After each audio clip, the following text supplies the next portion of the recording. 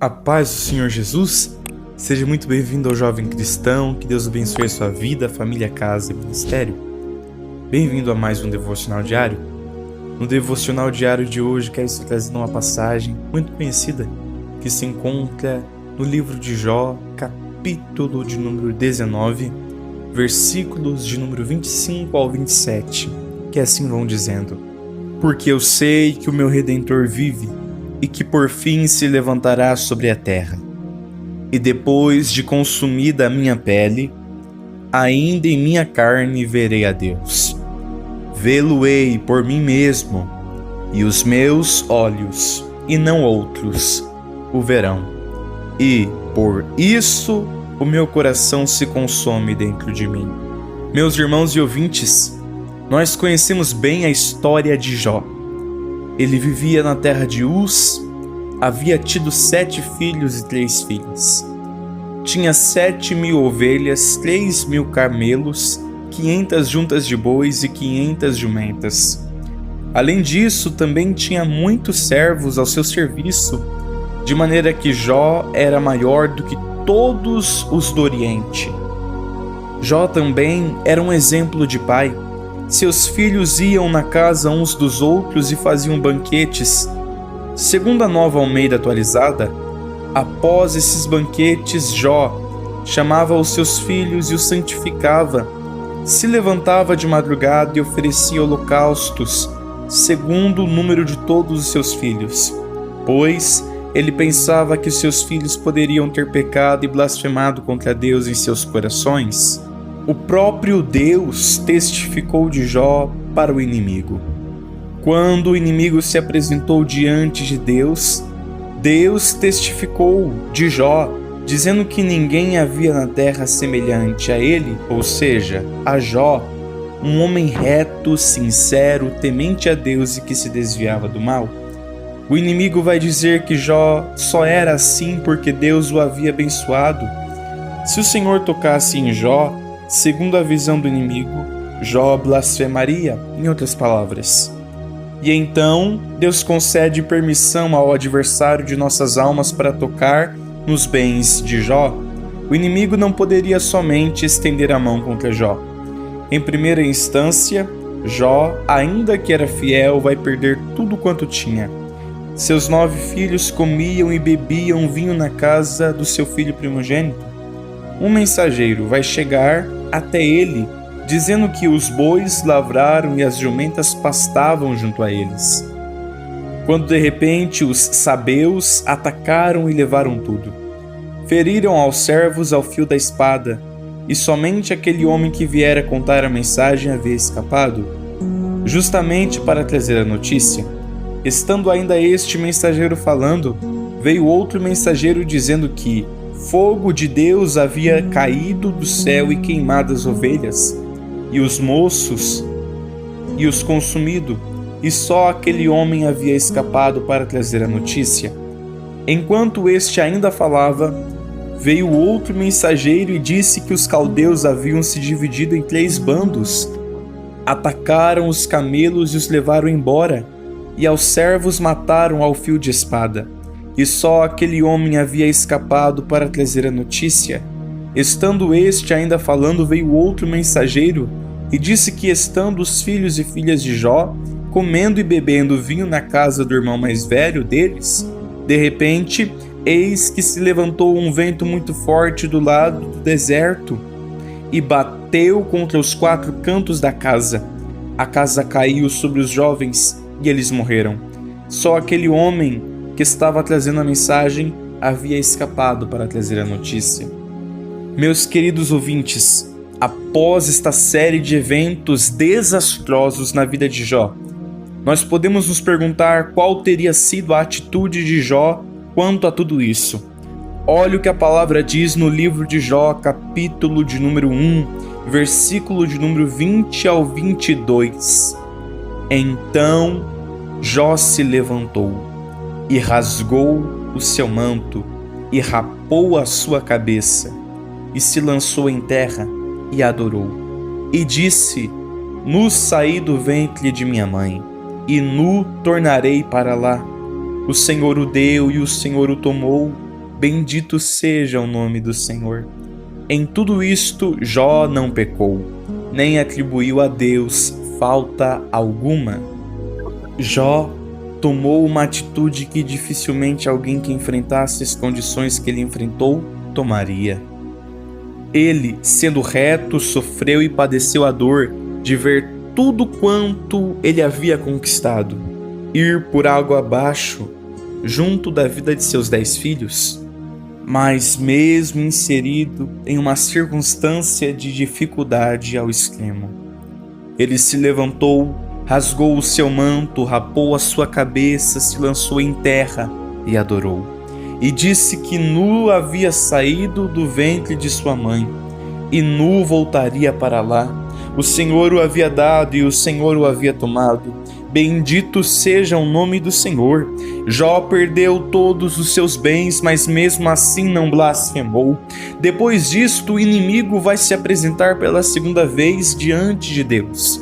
E novamente o Senhor vai testificar de Jó, mas agora o Senhor acrescenta dizendo que Jó conservava ou retinha a sua integridade, embora o inimigo tivesse incitado o Senhor para que o Senhor destruísse Jó sem motivos. E então o inimigo, tentando argumentar, vai dizer, em outras palavras, que havia sido pele por pele, que o homem era capaz de dar tudo quanto tinha pela sua vida. O adversário vai dizer para o Senhor estender a sua mão e tocar em Jó nos ossos e na carne. E segundo a visão do inimigo, o Senhor veria se Jó não blasfemaria do Senhor perante a sua face. Deus então concede permissão para o inimigo tocar na saúde de Jó, mas ele deveria poupar a vida dele. O inimigo saiu da presença do Senhor e feriu Jó com uma chaga maligna, desde a planta do pé até o alto da cabeça. Era algo tão maligno que Jó pegou um pedaço de telha para raspar as feridas e se assentou nas cinzas. E sua esposa, então, vendo aquela situação, lhe pergunta se ele ainda retinha ou conservava a sua sinceridade. Ela manda ele amaldiçoar a Deus e morrer, e ele rebate aquela murmuração dizendo que, como falava qualquer doida, assim ela estava falando. Ele perguntou a ela se eles receberiam o bem de Deus e não receberiam o mal. A palavra de Deus nos diz que em tudo isto Jó não pecou com os seus lábios. Meu querido, eu não sei qual é a circunstância difícil qual você está inserido, mas siga o exemplo de Jó. Mesmo que os filhos tenham sido consumados, mesmo que a fazenda e os servos tenham sido destruídos, mesmo que todas essas circunstâncias difíceis de se enfrentar tenham acometido a sua vida, eu não sei qual é a circunstância, eu não sei qual é a situação em que você está inserido, mas precisamos seguir o exemplo de Jó. Deus me deu, Deus tomou. Bendito seja o nome do Senhor. Jó é fiel a Deus quando a fazenda é repleta de prosperidade, mas também é fiel quando existe ausência de prosperidade e a única coisa que resta é a prova. Jó sabe o que é ser fiel na bonança, mas também sabe o que é ser fiel na prova, na escassez. Jó sabe o que é ser fiel na calmaria, mas também sabe o que é ser fiel na aflição. E depois de ter perdido tudo, ele declara que Deus havia o dado e Deus havia tomado. Bendito seja o nome do Senhor. Meu querido, isto é profético, declare isto, mesmo que a circunstância, mesmo que a situação diga não, declare: Deus me deu, Deus tomou, bendito seja o nome do Senhor. Aleluia. Meus irmãos e ouvintes, decorrendo o livro, nós vamos ver que 3 amigos de Jó, Elifaz, Bildade e Zofar, vão vir consolar a Jó, e eles vão começar a culpar a Jó por toda aquela situação em que ele estava inserido. Em dado momento, os 3 homens vão se calar, e a ira vai se acender em Eliú, que havia esperado aqueles homens falarem primeiro a Jó, pois tinham mais idade que ele. Mas, como se calaram, ele começou a declarar a sua opinião sobre aquela situação que Jó estava inserido. Opinião de repreensão, assim como as palavras dos amigos de Jó. Meus irmãos e ouvintes, resumidamente, no final de tudo, Deus vai exortar a Jó por meio da criação e depois vai repreender os seus amigos e por fim vai conceder a Jó a restituição de tudo que ele havia perdido. Mas tudo isso em porção dupla, ou seja, em dobro. Jó vai declarar que antes conhecia a Deus de ouvir falar, mas naquele momento, ou seja, depois de ter enfrentado toda aquela situação, os seus olhos viam o Senhor.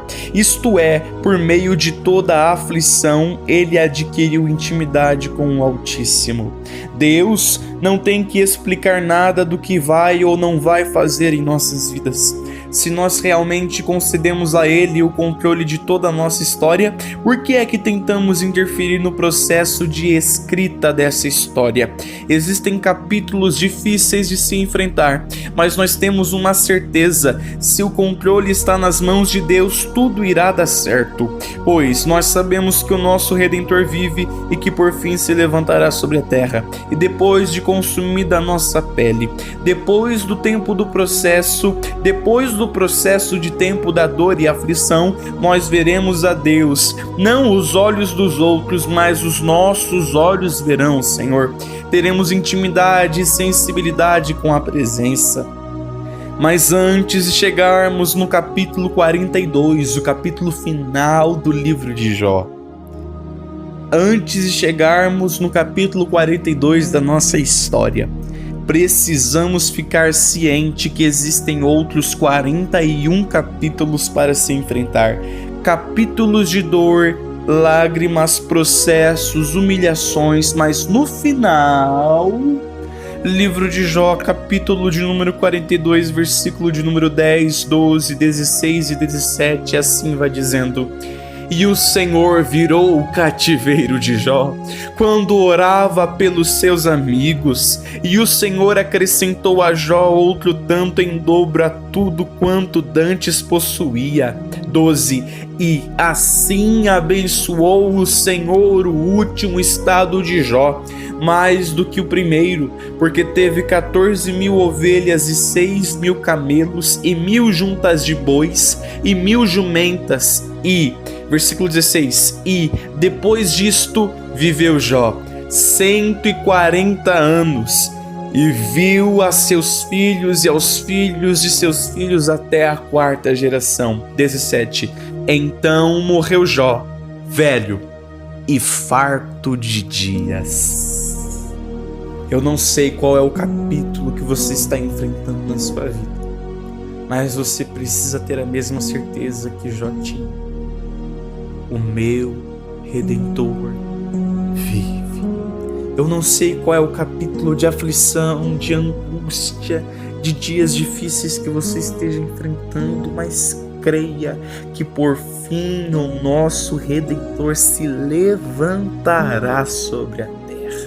Eu não sei qual é o capítulo de humilhação, de difamação, de perseguição que você está enfrentando na sua história, mas tenha a mesma certeza que Jó tinha, que os seus olhos, não os olhos dos outros, mas os seus olhos veriam o Senhor.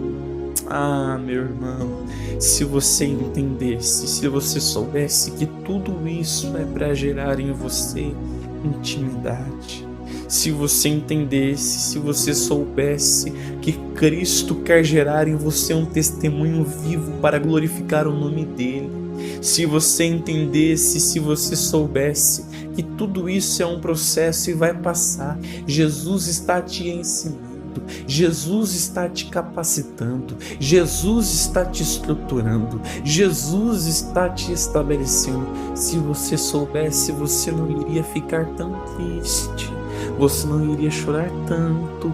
Então é mais fácil nós entendermos que o Senhor está no controle de tudo. É algo que precisa estar como uma preeminência em nossas vidas, um fator crucial que precisa estar todos os dias estabelecidos em nosso coração, em nossos corações, de que o nosso Redentor vive, de que o Senhor está planejando e projetando algo maior e melhor, e apesar dos capítulos de choro, o capítulo de alegria, o capítulo da restituição em dobro chegará nas nossas vidas. Então que possamos ficar com esta palavra em nome de Jesus. Que Deus te abençoe em nome do Senhor Jesus. Se você gostou desse vídeo, te convido a se inscrever neste canal, curtir este vídeo, ativar o sininho das notificações e compartilhar com mais alguma outra pessoa, para que esta outra pessoa também seja abençoada por esta palavra. Que Deus nos abençoe em nome do Senhor Jesus.